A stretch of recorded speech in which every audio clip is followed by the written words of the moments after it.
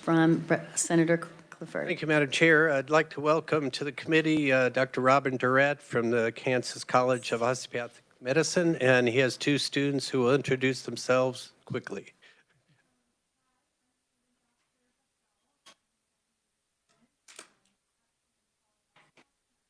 Thank you.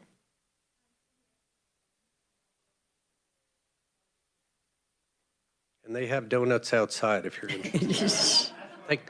Thank you, Madam Chair. Welcome.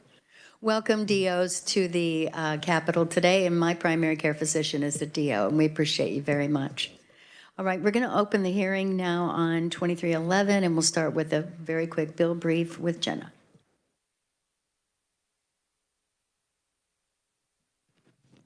Thank you, Madam Chair. Good morning, committee. House Bill 2311 proposes a new section of law that would prohibit the Secretary for Children and Families from adopting certain policies regarding the placement, custody, and appointment of custodians of children who are in custody of the Secretary, who you may recognize as Children in Need of Care, or SINC. Subsection A prohibits the Secretary from adopting, implementing, or enforcing a policy for selection as an out-of-home placement or custody for adoption, appointment as a permanent or sole custodian, or for licensure that would, 1, require a person to affirm, accept, or support a policy regarding sexual orientation or gender identity that may conflict with a person's beliefs, 2, prohibit selection of, if otherwise eligible, a person based on such person's belief regarding sexual orientation or gender identity. So in a nutshell, that says that the Secretary cannot require people who will be, for instance, a foster parent to sign a statement of beliefs regarding sexual orientation, gender identity, et cetera.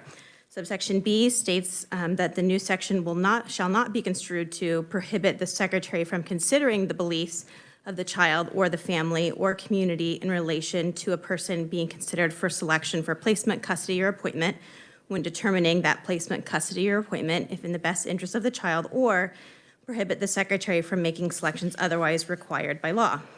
This section would allow a person aggrieved by a violation of this section to recover actual damages, injunctive relief, costs, and reasonable attorney fees. And this section, subsection C, was amended by the House to specify that the action would be against the Department for Children and Families, and it struck punitive damages as well, and then that an action for a violation of subsection A shall no action for a violation of subsection A shall be brought against an entity that contracts with the department. So this would be the contracting providers for foster care placement and other DCF services. And this bill would take effect upon publication in the statute book July 1st. It passed the House on a vote of 86 to 37. I'll be happy to answer questions. Committee, any questions for Jenna? Yes, Senator Petty. Just quickly, Jenna, on that section C, that a person agreed by a violation of subsection A. Mm-hmm. So what does that exactly mean? Yep. So if a family who was considering being foster parents was required to sign a statement of belief that supported any government policy regarding sexual orientation or gender identity that conflicted with their beliefs, they could then bring a civil action against the department. So if they were asked to sign something like that? If they were, let's see. So if the Secretary had a policy that required them in order to become a placement for a child or foster parents to sign, or they prohibit the selection, appointment of licensure or otherwise. So if you had your foster care license revoked because of your sincerely held religious beliefs or moral beliefs regarding sexual orientation or gender identity. Right. You're required to sign one of those things, or you had your selection, appointment, or licensure was revoked or not affirmed, et cetera. Or you believe that yours was revoked. Could it be also that you believe it was revoked? That would be a question of fact for the court to decide.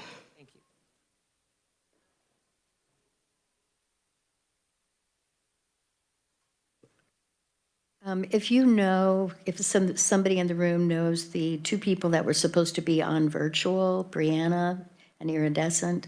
Can you tell them to go out and then log back in? I think there's some kind of an issue with that. They will be coming up a little bit later. We're going to start with thank you, Jenna. We're going to start with the proponents.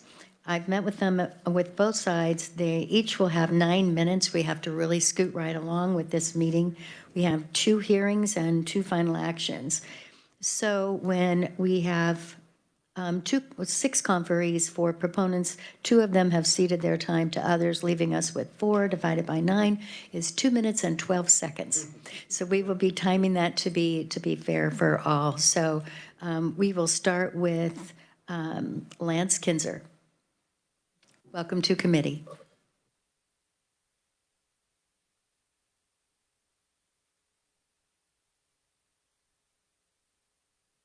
The bill before you addresses a real and growing problem, and it does so through a limited and measured means. In numerous states across the country currently, the circumstance is that current and prospective adoptive or foster parents are being denied the ability to foster or adopt at all because of their religious views about human sexuality. And I need to stress this. In many states, parents or potential parents are being told that they cannot care for any child of any religious affiliation, of any age or identity for any length of time because of their religious beliefs. That doesn't just mean that maybe certain people aren't the right placement for a 17-year-old gender dysphoric child. That means that they can't foster a child who attends their own church, who needs foster service, who agrees with them completely with respect to their views on sexual orientation and gender identity. Most of the critiques that I've heard of this bill as it advances in Kansas and in many states around the country is that somehow the best interests of the child are being disregarded, or that children are going to be forced into homes with parents who are not affirming when they themselves have have a particular sexual orientation or gender identity issue. The reality is that if you read the bill, especially if you look at Section 2, subsection B1, it says exactly the opposite. In fact, in some ways, this bill highlights the best interest of the child in a way that's stronger than it is the case in existing statute, and it makes crystal clear that the department can always consider the views on sexual orientation and gender identity of the child or their family of origin in comparison with the family that's being considered for placement. But what the bill says cannot happen is that a otherwise qualified person to foster or adopt can be told they cannot foster or adopt at all in Kansas simply because of their sincerely held religious beliefs around sexual orientation and gender identity. I think I've used my time, and so I'm happy to stand for questions. Thank you very much. And next we have Tyler. I think the last name might be Geisler. Did I get it correct? Thank you. Thank you, Chair and committee for letting me come. My name is Tyler Geisler. My wife, Allison, and I are private Kansas citizens, and previously it's been said that there are no circumstances where anyone in Kansas has experienced denial of foster care due to their beliefs, and unfortunately, our story is that story. On May 1st of 2019, my wife and I had our final home visit from the agency come in, and they were to have a final visit, sign off on paperwork, see everything was done. And unfortunately, there was an agenda that came, and we were experiencing a targeted inquiry. They said that we brought up the conversation of how to handle a transgender homosexual child in our home during classes, and the discussion got heated. And we agreed it got heated, but 2 of the other families came in and thanked us after that session because they wanted to talk about it, but they didn't know how and they were afraid to. And so 6 out of 7 people in that class actively wanted to talk about it, but were afraid to. 85% of that class wanted to have that discussion. Later on in our home meeting, the supervisor that was a surprise attendee of our meeting in our home, because of our beliefs, denied us the ability to be foster care, denied us the opportunity to finish our training that we were only days away from. Unfortunately, the one who really suffers most in this circumstance is the kids. Just because we're not an option and other families like us are simply not an option in an overburdened circumstance. Thanks for your time. Thank you. And next we have Jeremy Gress, or Jeremiah, I'm sorry.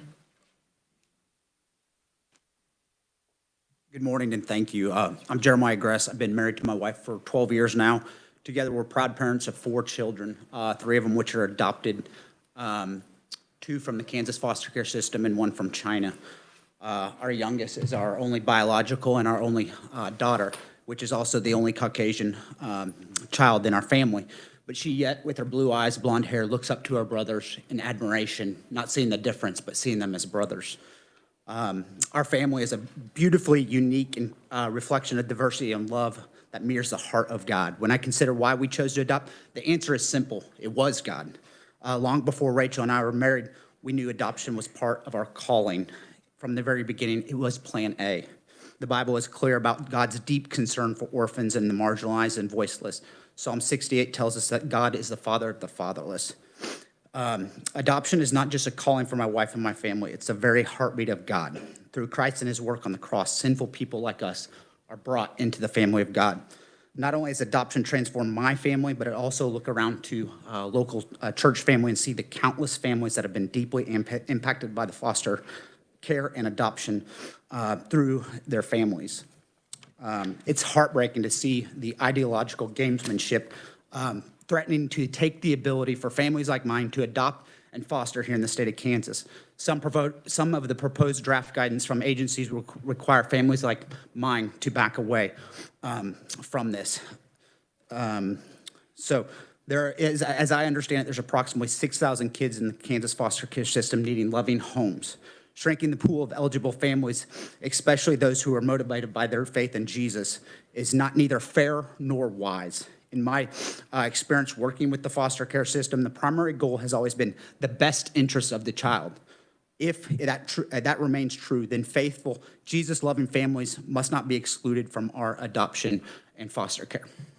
Thank you. Thank you. And finally, we have Nathan Bruns.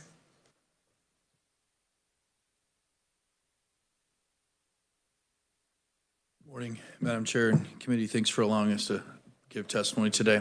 I think you have my written testimony submitted, so I'll make this very brief, brief for less than 2 minutes and 12 seconds. That being said, I serve as State Director for Lifeline Children's Services here in the state of Kansas, in addition in the state of Missouri.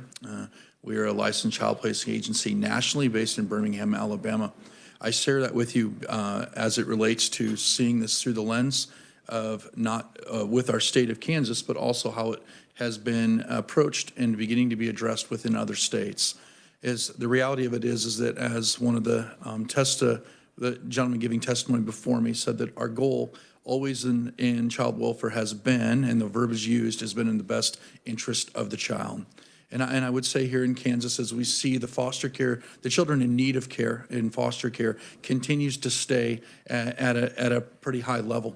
And with that being said, having families who maybe differ from this child, or the child differs from the family, their view of gender, of sexual orientation, or gender identity, I will say that I believe families are prepared and are willing to be prepared to be respectful of those beliefs, but also hold true to their own belief, allowing them to continue to care for children here in our state, and actually other families that are in the balance, waiting to step into foster care and adoption. I believe they would be they would be encouraged to do so if this bill was passed. So I want to encourage you to vote yes for this bill. Thank you. Committee, we have 5 minutes for questions for the conferees. Do we have any questions for the proponents? Senator Petty and then Senator Blasey. Thank you, Madam Chair. This is for the last testimony from Nathan. Nathan, I was just looking at your written testimony here. Maybe you could simplify this sentence for me. The inhibited family ability to care for children in need based merely on religious belief does not only inhibit the number of available families, it provides care to provide care in the end, it causes unneeded hurt for children that are wanted to be placed.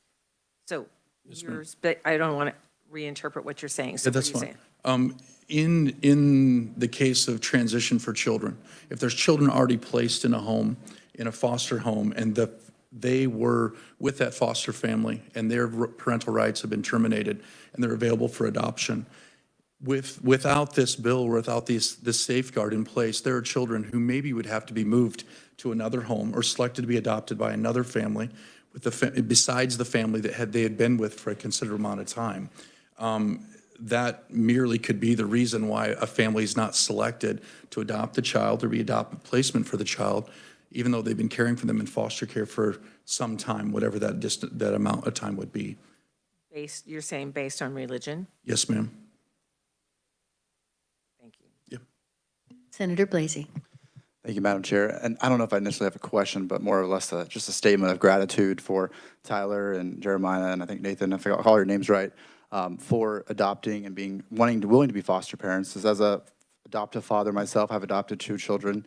I think there's 3 senators on this committee that have adopted children. And so we know, unless you've gone through the experience of adopting or foster care, you know how trying it is and how stressful it is, but you really ultimately see the beauty in every child, and you know how many children there are in this world that need a loving family. And so I just want to say thank you for your courage to be here today.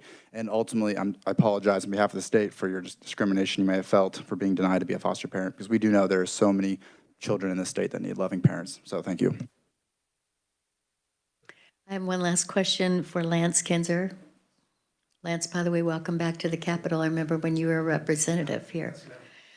So my question for you is that if a family, or if we heard from someone that if they're wanting to adopt, they filled out all the paperwork, they've gone through all of the process, and as we just heard, it's a very arduous process, and then they're asked this question, like, what are your thoughts on this? Then you can never be a foster parent, or you can never adopt if you feel differently than maybe this position of saying, you need to say, I believe in this, or I think gender affirming care or gender identity. If you say no, then you're not allowed to adopt any child at all.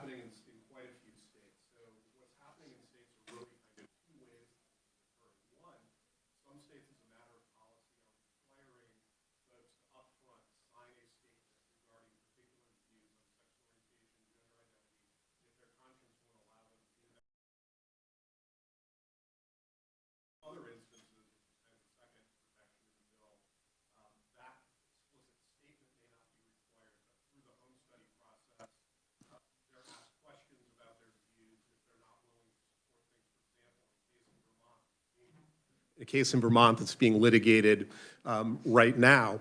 Parents were told that because they weren't willing to support or facilitate the medical transitioning of a hypothetical child, not even a child that had been placed with them, they were not eligible. The state of Vermont didn't say, oh, well, we think if there's a child that's considering transitioning, we won't place them with you. They said, you can't even foster an infant. You're completely barred from participating in the process. That's what's happening. And to clarify further, what the bill does is it says on the licensure side, just on the eligibility to foster or adopt, you can't use someone's religious beliefs on this issue as a disqualification if they're otherwise qualified. When it gets to the actual placement process, the state can't have kind of a shadow ban list that says, well, we license you, but we'll never consider you for any actual placement. But what the state can do, and what I think everybody has always agreed, is that when we're talking about an individual particular child, you can absolutely look at that child's views on sexual orientation and gender identity, the views of their family of origin, and compare those to the family that they're being placed with to make a determination on a case-by-case basis as to what placement is in the best interest of the child. So that's the problem that the bill is attempting to confront, and the way in which it does it, in which we think a very limited and measured fashion. So then they could determine this child who is going through transitioning or whatever would be better placed with this family who is more amenable to that. Is that what I'm hearing you say? Absolutely. When it comes to individual placements, no family would be excluded from being even considered to be a potential placement, but all factors, including views on sexual orientation and gender identity, could be considered to decide what individual placement's in the best interest of the child. Okay, thank you so much. Yeah, thank you, Senator. We're going to move to the opponents now, and we're going to start with Rabbi, and I hope I say your last name right. I know you've testified before the committee before. Is it Reiber or Reber? Reber. Thank you. How many seconds do I have, Senator? You have 1 minute and 48 seconds that we're dividing between 5 people for 9-minute total. All right, thank you. Thank you, Senator, Chair, and committee. I'm Rabbi Motzi Reber. I'm the Executive Director of Kansas Interfaith Action. I think the most important thing about this bill is that the the condition under which a parent would be disallowed does not exist in Kansas. Proponents are saying this is not a policy in Kansas, so therefore we're proposing a law that would address an issue that doesn't exist, which we do too often here. It's the proverbial solution in search of a problem. The legislation is based on the kind of absurd presence that somehow evangelical Christians are a prosecuted minority in this country. It's part of a longer ongoing project to put special protections into statute for Christians to position their homo and transphobia as, say it with me, a sincerely held religious or moral belief. This is precisely backwards from who should be the protected party in this situation. There shouldn't be any permitted LGBTQ discrimination in public accommodations, and the fact that the Supreme Court has allowed it to be so doesn't make it right. This legislation puts special privileges for right-wing Christians into statute. It not only doesn't protect LGBTQ people, it puts discrimination against them into statute, and we don't need to go out of our way to do that.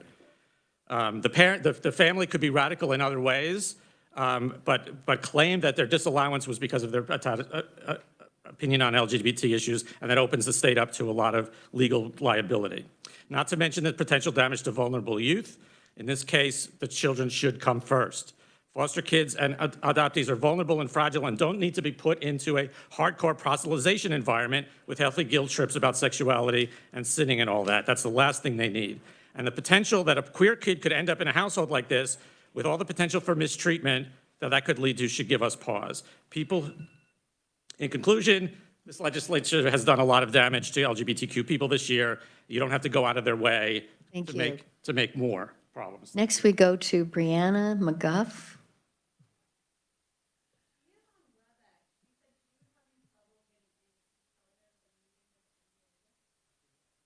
You think you figured it out? Okay, he's sending her an invite. In the meantime, we're going to go on to Taryn Jones.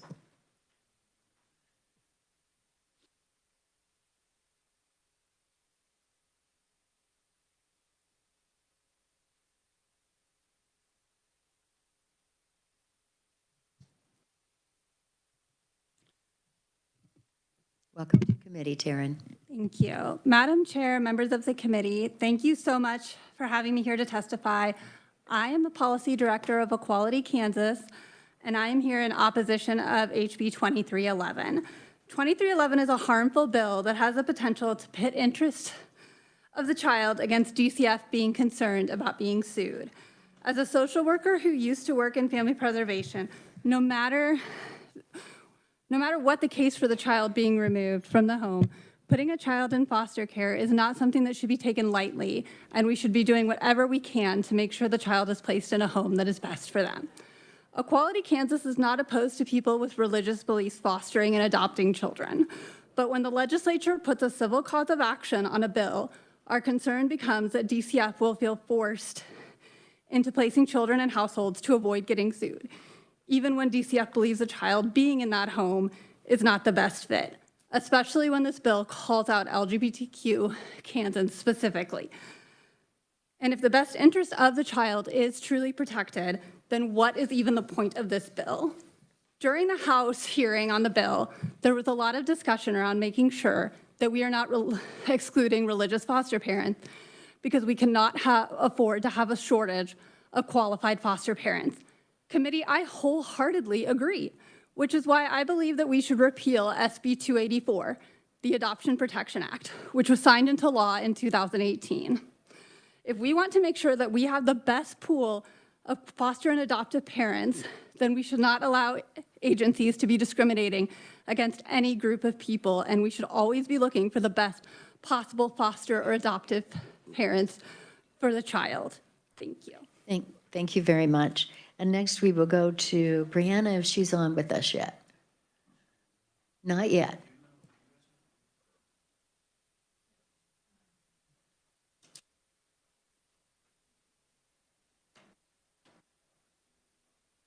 Is there someone in the room that has Brianna's email that you can bring up to our IT guy?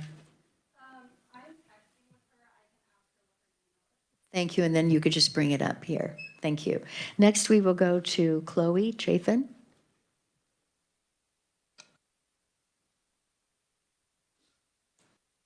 Welcome to committee.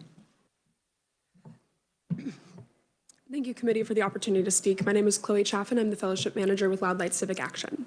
I hope that you will look to my written testimony given the limited time here today. In there, I explain more ways in which I feel deeply connected to the child welfare system. But the first thing I'll say is that tomorrow I get to go to the courthouse to be sworn in on my first CASA case. So I know exactly what it is to deal with foster kids and all of the vulnerabilities they're in.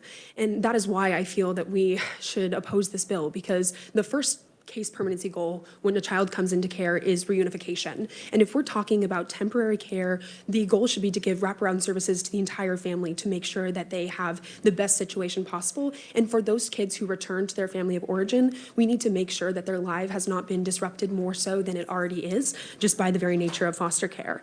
And so that's why we need to make sure that they are deeply affirmed, because as a queer kid, a former queer kid, which I say not because I've grown out of it, but because I am proud that I survived queer childhood and lived to adulthood when that did not always seem obvious, I think it's really important that we make sure that queer acceptance is the most basic form of safety planning that we can give these children.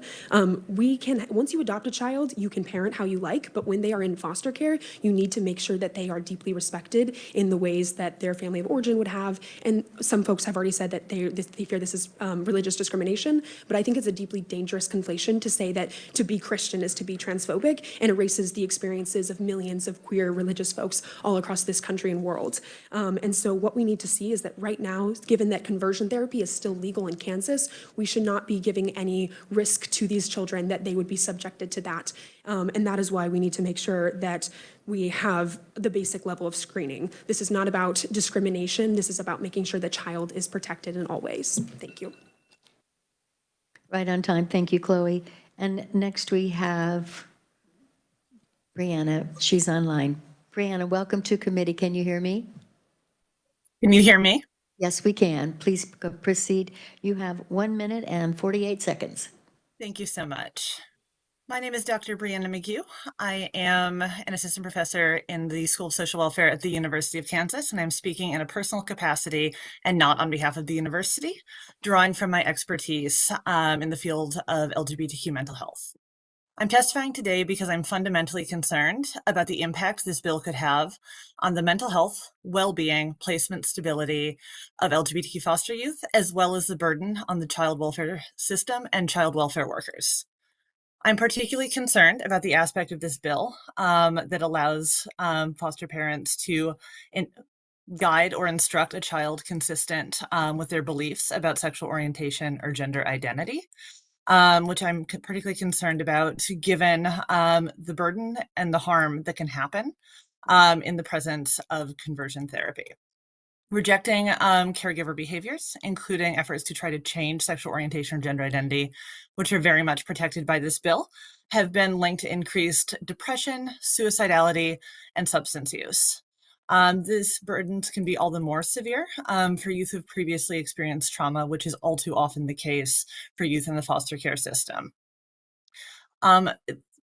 Rejecting behaviors are also linked to placement instability, which contributes to greater financial costs and administrative burden for workers. Even though this permits for individual caseworkers to try to find safe environments on a case-by-case basis, this is still a flawed system because often foster care workers don't have the necessary information to be able to provide this support, given that youth often don't disclose their identities out of fear of safety. Ultimately, this creates a perfect storm for stress and burnout for these workers. In some unsupportive homes, compound trauma for LGBTQ foster youth who've already experienced a great deal of trauma. I'm sorry, And this policy. I'm sorry. I know that you cannot, Brianna, hear the timer, but your All time right. is up. Thank you so much. Thank you. You'll be available for questions if there are any for you, correct? Yes, thank you. Thank you. Next, we have iridescent. Are we able to get iridescent online? Okay.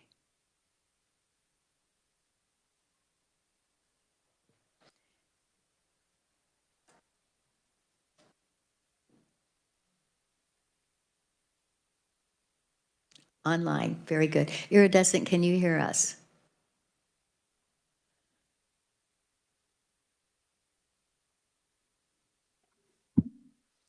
You may have to unmute. Can you hear me? Sorry. We can now. You have Okay. 1 minute and 48 seconds. Welcome to committee.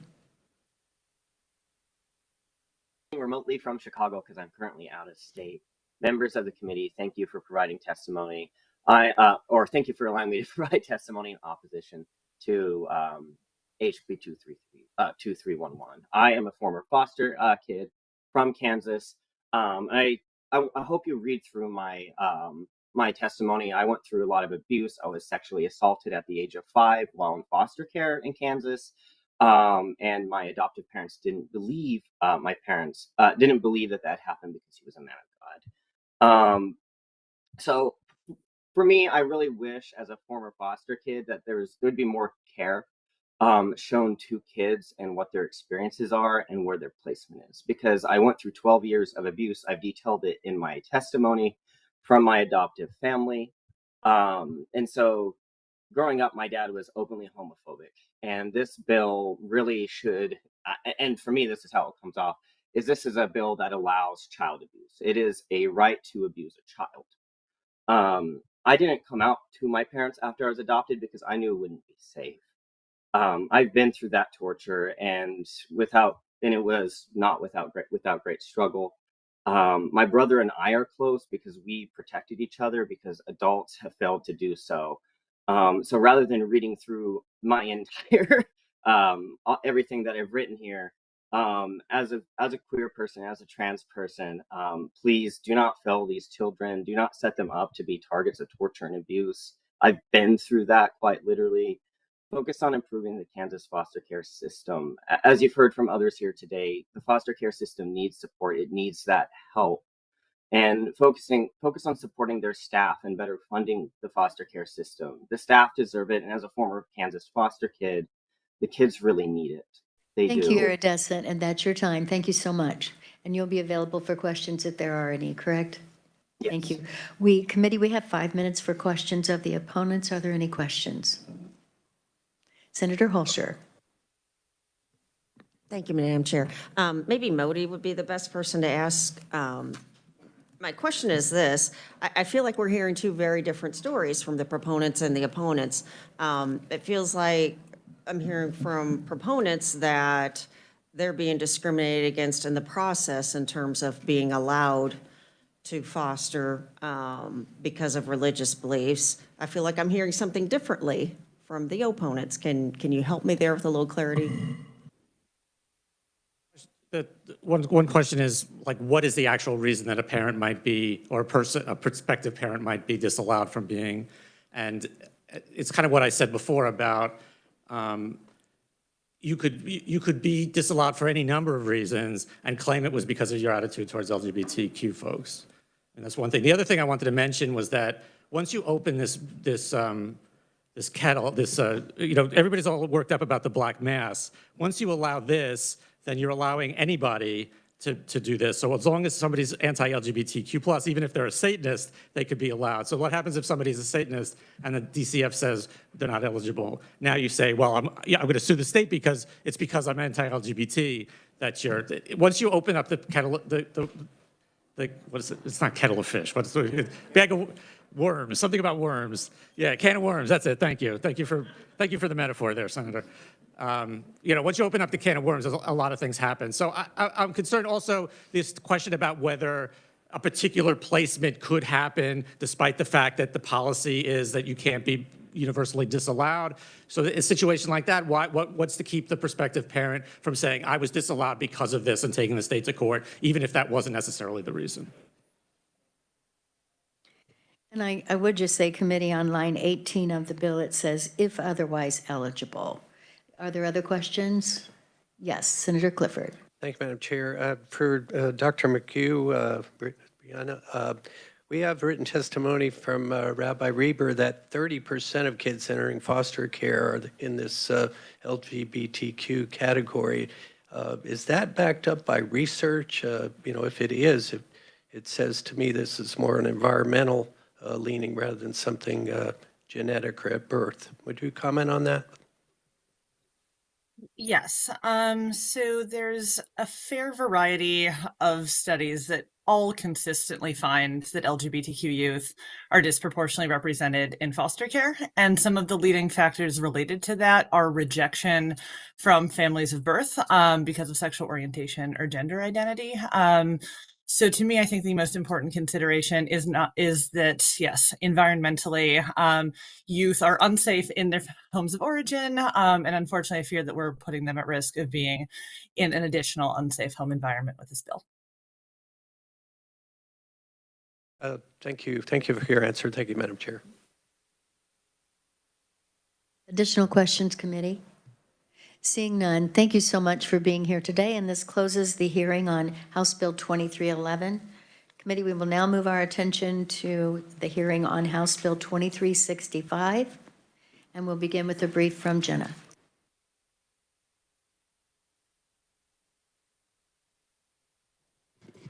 Thank you, Madam Chair. Committee, House Bill 2365 is a much longer bill, but a much shorter bill brief.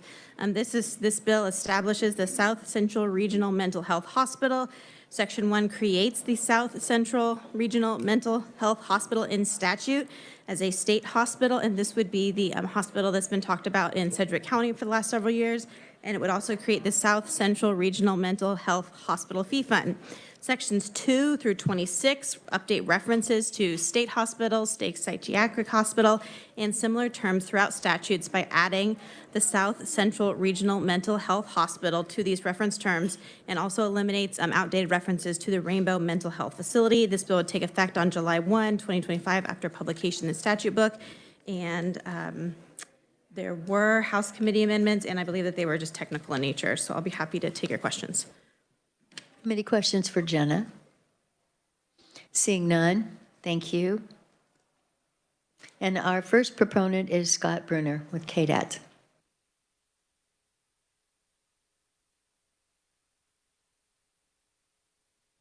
My name's Scott Bruner. I'm the Deputy Secretary for Hospitals and Facilities at KDADS, and I want to thank you for taking some time to hear House Bill 2365 today. As Jenna mentioned, this bill creates a new state agency designated as the South Central Regional Mental Health Hospital under the Secretary of KDADS. This is a new state psychiatric hospital serving primarily South Central Kansas in cooperation with the existing state hospitals at Larned and Osawatomie. There's been a lot of discussion over the years about adding inpatient capacity to our system, particularly on the state mental health system side, and this bill is the result of that discussion and authorizes the direction that the state's been moving to add that capacity. The South Central Regional Hospital will have 104 beds for patients and serve adults committed for involuntary mental health treatment under the Care and Treatment Statute, and criminal defendants needing competency services as an extension to the state security hospital at Larned. The bill also, as Jenna mentioned, designates the catchment area for this hospital to include the counties of Sedgwick, Butler, Cowley, Harvey, and Sumner counties, or as otherwise designated by regulation, but the statute would call those 5 counties out as the catchment area. The House amendment that Jenna mentioned did then update the catchment areas for Larned and Osawatomie and added 2 counties that were inadvertently left out. But so we consider that House amendment to be a friendly amendment. I put in my testimony a little bit of the timeline of the project from the discussion during the 2018 Mental Health Task Force through the initial authorization of funding in fiscal year 2023. We've been working very closely with Sedgwick County on this project as our key partner. They've acquired the property for the building, have engaged the general contractor, and they're building the building for us, and then when the building's substantially complete, they'll turn it over to KDADS to operate. We expect construction to be completed near the end of 2026, and we'll admit our first patient on January of 2027. I did want to just mention the other thing that this bill does is renames the Parsons State Hospital and Training Center to drop the training center part. That's an effort that the hospital team at Parsons has been asking us to do for KDADS, and this bill was a good vehicle for that. The term training center in Parsons State Hospital is indicative of a time when the primary goal for treatment for people with intellectual or developmental disabilities was to teach them basic skills, but not really advance their ability to be independent in the community. Parsons State Hospital provides a wide array of psychological services that encompass their psychological and behavioral needs, but also past trauma. So we just think it updates the name of the hospital to represent the work that we do and the range of services that are provided. So that's in the bill as well. I did just a couple of other comments in my testimony. This hospital is fully funded. We've had appropriations over the last several years. There's Spark funding appropriated as well. And then last year, or 2 years ago, the legislature added $26.5 million that let us expand the initial design from 50 beds to 104. So there's no fiscal note attached to the bill. This just authorizes the new agency and lets us then build a budget, and we'll have a full budget for that in the submission next year to the governor. I put more comments in about our support in the community and the work that we've done to try to engage folks in Sedgwick County in the area. There's an advisory panel that the governor authorized that's been meeting over the last 18 months that's gathered a lot of input, made several recommendations that we've incorporated about the treatment model and the catchment area. And so we really appreciate the support that we've gotten from the community to make this initiative move forward. We do think this session is the right time to authorize the hospital in statute. We've already made some steps to create the operational structure. We've hired an acting superintendent and a facilities director. We're moving forward on some other positions as well. If we can get the bill passed this year and it authorizes for July 1, in the budget cycle next year, we'll be able to create a full operational budget and present that to you, and you'll get the whole picture well before we're ready to actually open the building and serve patients. But we're very excited about the opportunity, appreciate the legislature's support over the years, and I'm happy to stand for questions at the appropriate time. Committee, are there questions? I have one quick one. Of course, you know I'm always going to immediately go to the fiscal note. I'm seeing it's adding no fiscal effect on the agency, correct? That's correct. That's correct. Right, seeing no questions, we will go to our next proponent, which is Amy Campbell. Amy, welcome to committee. Thank you, Madam Chair. Is this on? What is on? My name is Amy Campbell. I work for the Kansas Mental Health Coalition. We're happy to stand here and support House Bill 2365. In my testimony, I have provided some background information talking about how the creation of this hospital was designed to address a need in the state of Kansas to the lack of inpatient resources that we have for mental health in the state of Kansas. Additionally, you all have been a part of a bipartisan effort over the last several years to build out the mental health continuum of care. That is extremely important, because when this hospital opens in 2 years, it's not going to fix all of the problems in the mental health system. We have to build out the community-based care, have crisis centers available, and work on all of the alternatives at the local level to reduce the number of people who need this highest, most expensive level of care in our system. So my testimony includes information about many of the items that the legislature has passed to address those issues. And with that, Madam Chair, I'd be happy to answer questions. Any questions for Amy? Seeing none? Thank you. Thank you. Committee, this will close the hearing on House Bill 2365, and now we will begin final action on House Bill 2280. If you could begin with the bill brief for us.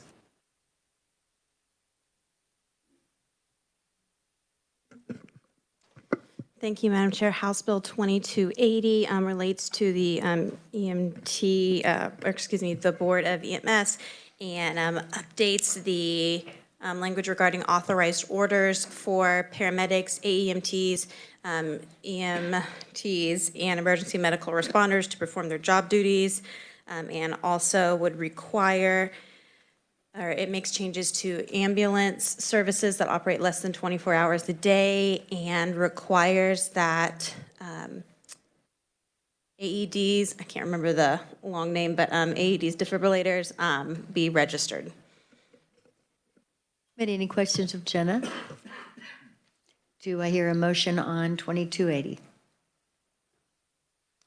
Senator Thomas? Thank you, Madam Chair. I move we pass out House Bill 2280 favorably. And I have a second from Senator Rose. Any discussion? Senator Clifford? Madam Chair, I have an amendment. All right, we'd like to have it passed out. Do you want to explain it, or would you like Jenna to explain it? I think Jenna can explain it. Okay.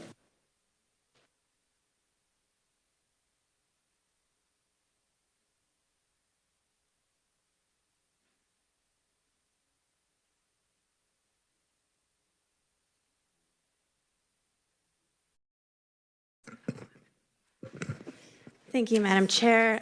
This bill would add a definition of public place, and it takes the definition of public place from the Clean Air Act, which would include essentially any public place you can think of, but would exempt private homes unless that home is being used as a daycare facility.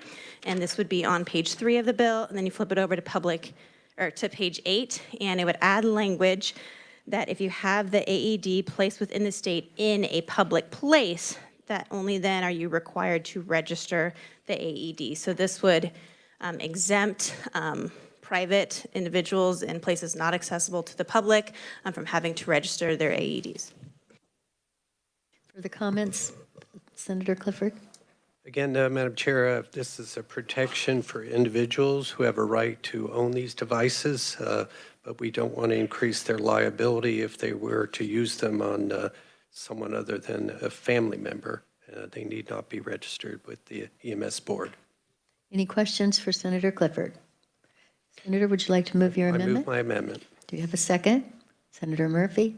All in favor say aye. Aye. Opposed? The amendment has been added, and now we're back on the bill. Madam Chair, point of order. I thought Senator Owens had an amendment. I'd be glad to carry it. I know he had to be in another hearing. So I have another amendment. All right.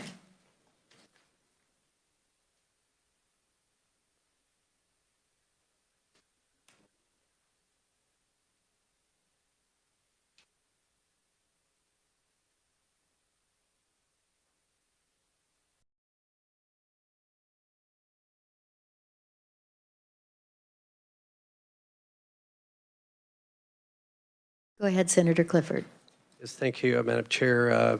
Jenna could explain, but I'll just say that we're trying to limit liability for entities that own these devices. Jenna, do you want to explain further? Thank you, Madam Chair. As you recall, this bill would require that AEDs be registered, and as part of the teeth that were mentioned yesterday, it would only give liability to the entities that own, lease, possess, or otherwise control one of these AEDs if they are registered. This amendment would strike that, the words registered on page 7, lines 32 and 36, and this way the liability would still be in effect for anyone who owns an AED as long as they are properly maintained and operated, which is current law. This would also maintain liability for individuals who use those AEDs, which is also current law. Questions, committee? Seeing none, would you like to? Oh, I'm sorry, Senator Petty. I know, sometimes it's a little slow going up. So Jenna, with this amendment, I'm looking at on page 7, so no entity, whether a public, and I need to look back at the whole bill, but whether it's a public entity, and we've just made an amendment taking out if a private individual has a defibrillator, we took that out with this last amendment, and now the bill pertains to public entities. So now with this, does it mean they're not liable unless they register and they no longer have to register?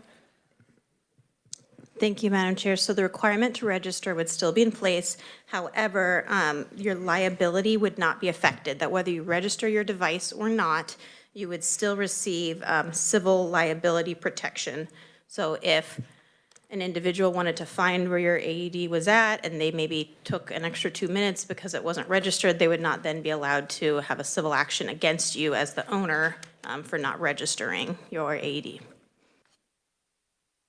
And wasn't part of the purpose of this bill to have a procedure in place, and registering was one of those, so that that information was already available to the public safety personnel that would happen to be providing life-saving measures? Thank you, Madam Chair. The Bill would make a requirement that they are registered, and it would tie the liability protections to that registration. As the proponents mentioned, that registration would allow the individual, excuse me, registrations that are currently taking place to be combined into one database. And so whether or not individuals would still, or entities would continue to register, that would then, it would still be required, but it would not affect one's liability. So still, the registration is still required, but there's no liability involved if they don't register. Thank you. Additional, yes. Madam Chair, if I might briefly comment, but they still have to maintain these devices if they're having them in their public place. So that's not out of this bill. Okay. Thank you. Would you like to move your amendment? Madam Chair, I move my amendment. And we have a second from Senator Murphy. All in favor say aye. Aye. Opposed? Okay, the amendment passes. We are back on the bill.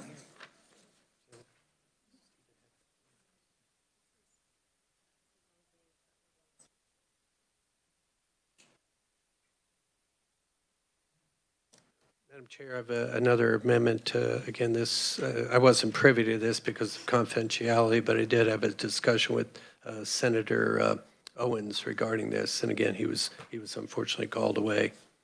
I'd like to pass it out. Do you want to explain it? Yes, this is intended to help mainly rural ambulance services. Yesterday, we considered the bill itself, which would allow them to not be 24/7 services. In this instance, an EMT could ride in the back of the ambulance or another qualified healthcare provider like a physician, a nurse practitioner, a PA, but the driver of the vehicle could be a driver and minimally trained and not one of the qualified healthcare providers. Questions, committee? Yes, Senator Thomas. Yeah, thank you, Madam Chair. If the carrier of the amendment could answer this for me. So I feel like, and correct me if I'm wrong, are we making this more specific as far as using the phrase ambulance services? Because I sort of feel like interfacility transfers, wouldn't that apply to all this? And ambulance services, does that make it more specific? Or, because I want to make sure, obviously, we get the language right, but I don't want to be too broad or too specific. So help me out here, please. Yeah, thank you for the question, Senator. It is expanding it to all ambulance services. So in our rural areas, we would have transport services, but we would also have city, county, and other ambulance services. And we would, again, when they're doing these transports, not require two medical trained people in the vehicle. Senator Petty. So this is within a population of 30,000 or less, and so you don't have to have medical trained people, but does the driver has to be certified in cardiopulmonary resuscitation or not? And thank you for the question. There is a minimum standard of medical training, which would include CPR. I thank you for using that term, minimum. Okay, committee, so do you move your amendment? Yes. Senator Murphy.